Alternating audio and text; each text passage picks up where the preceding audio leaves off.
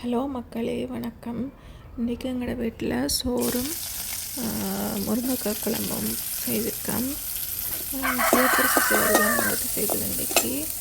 அதோட முருங்கைக்காய் குழம்புக்கு தேவையான வெங்காயம், பச்சை மிளகாய் எல்லாம் வதக்கிட்டு அதுக்கு பிறகு முருங்கைக்காய், உருளைக்கிழங்கு, அதுக்குள்ளே தேங்காய் பால், மற்றது மிளகாத்தூள், வெந்தயம் எல்லாம் போட்டு கறிக்கு கூட்டிட்டு வதக்கின அந்த தாளிப்புக்கு மேலே இந்த கறியை ஊற்றி கொதிக்க விட்டாச்சு.